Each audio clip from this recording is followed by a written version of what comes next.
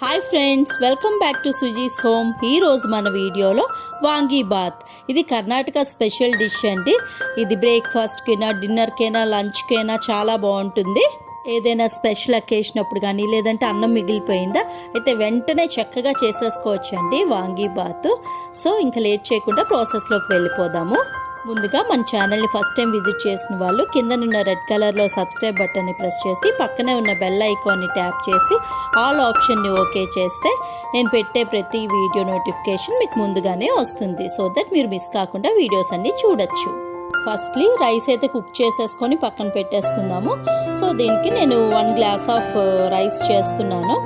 Glass అయినా cup అయినా rice తీసుకొని దానికి ట్వైస్ అనమాట 2 గ్లాసెస్ ఆఫ్ వాటర్ వేసుకుంటున్నాను. ఇక్కడ వేసుకొని ఒక విజిల్కి పెట్టుకుంటే సరిపోతుంది. 1 స్పూన్ ఆఫ్ ఆయిల్ వేసుకుందాం, ఎందుకంటే మనం రైస్ అన్నం పొడి పొడిగా ఉంటే బాగుంటుంది కదా వాంగీ బాత్కి. సో ఒక విజిల్ వచ్చే వరకు పెట్టుకుందాం.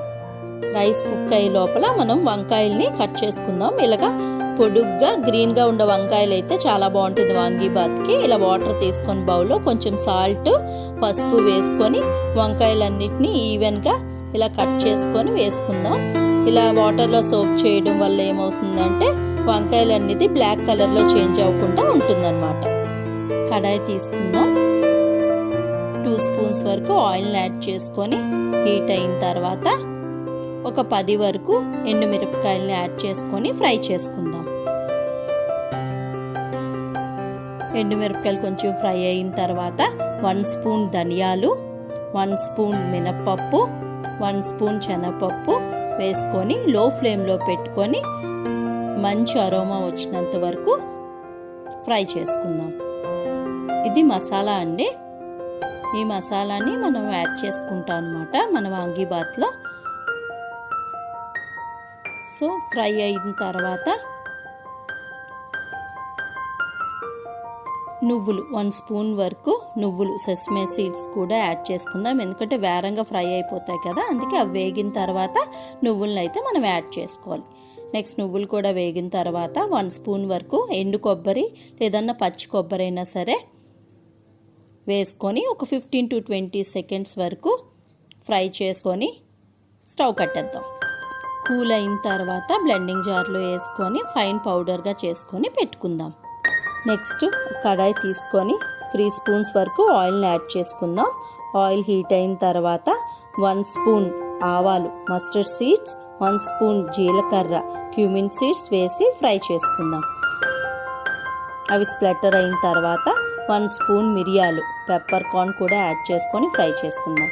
నెక్స్ట్ అల్లం వెల్లుల్లి చిన్న చిన్న ముక్కలుగా కట్ చేసుకొని యాడ్ చేసుకొని ఫ్రై చేసుకుందాం. సో అల్లం వెల్లుల్లి పేస్ట్ కంటే ఇలా అల్లం వెల్లుల్లి చిన్న చిన్న పీసెస్ కింద కట్ చేసుకొని వేసుకుంటే మనం తింటున్నప్పుడు చాలా బాగుంటుంది. ఆ ఫ్లేవర్ అయితే టేస్ట్ కూడా చాలా బాగుంటుంది. నెక్స్ట్ ఒక చిన్న ఆనియన్ స్లైసెస్ కింద కట్ చేసుకొని యాడ్ చేసుకుందాం. ఆనియన్స్,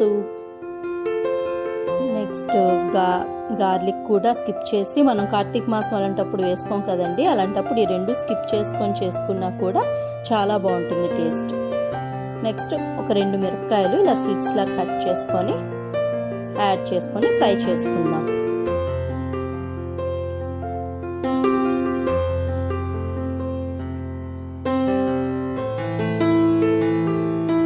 లవంగాలు, ఒక చిన్న దాల్చిన చెక్క యాడ్ చేసుకున్నాము. ఫ్లేవర్ చాలా బాగుంటుంది. సో అన్నీ బాగా రా స్మెల్ పోయినంత వరకు ఫ్రై చేసుకుందాం. నెక్స్ట్ ఇక్కడ 15 to 20 మన ఇష్టమేనండి, ఎంత కావాలంటే అన్ని, ఎన్ని కావాలంటే అన్ని కాజు, జీడిపప్పుని యాడ్ చేసుకుందాము. పల్లీలు కూడా యాడ్ చేసుకోవచ్చు, చాలా బాగుంటుంది పల్లీలు వేసుకున్నా కూడా.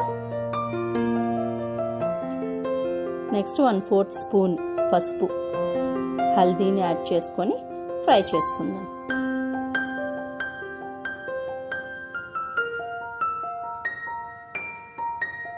నెక్స్ట్ ఒక చిన్న టొమాటో, బాగా పండిన టొమాటోని చిన్న చిన్న పీసెస్గా చాప్ చేసుకొని యాడ్ చేసుకొని ఫ్రై చేసుకుందాం.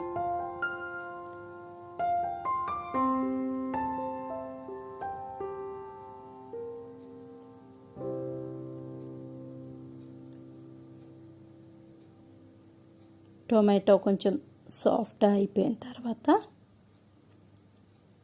మనం కట్ చేసి పెట్టుకున్నాం కదా వంకాయల్ని యాడ్ చేసుకొని ఫ్రై చేసుకుందాం. నెక్స్ట్ ఒక హాఫ్ స్పూన్ వరకు సాల్ట్ని యాడ్ చేసుకుందాము. అడ్జస్ట్ చేసుకొని సాల్ట్ని వేసుకొని ఫ్రై చేసుకుందాం. లిడ్ పెట్టేద్దాము. లిడ్ పెట్టేస్తే తొందరగా కుక్ అవుతాయి. ఒక 2 మినిట్స్ కుక్ అయిన తర్వాత చూద్దాము. ఒకసారి బాగా మిక్స్ చేసుకొని ఒక చిన్న లెమన్ సైజ్ నిమ్మకాయ సైజ్ అంతా చింతపండు నుంచి తీసిన పల్పుని యాడ్ చేసుకుందాము. యాడ్ చేసుకొని కుక్ చేసుకుందాం.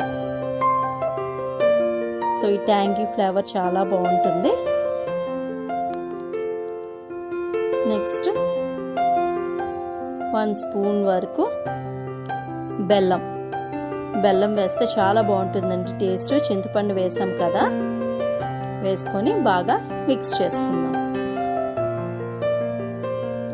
సో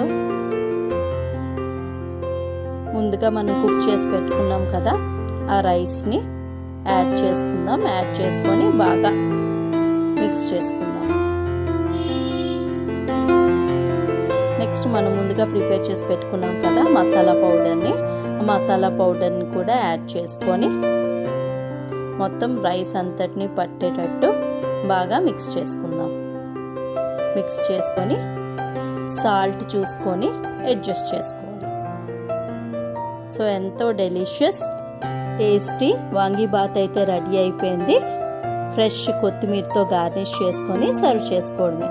మీరు కూడా ట్రై చేసి ఎలా వచ్చిందనేది నా కామెంట్ సెక్షన్లో కామెంట్ చేయండి. మీ ఫ్యామిలీ మెంబర్స్తో ఈ టేస్ట్ని అయితే ఎంజాయ్ చేయండి.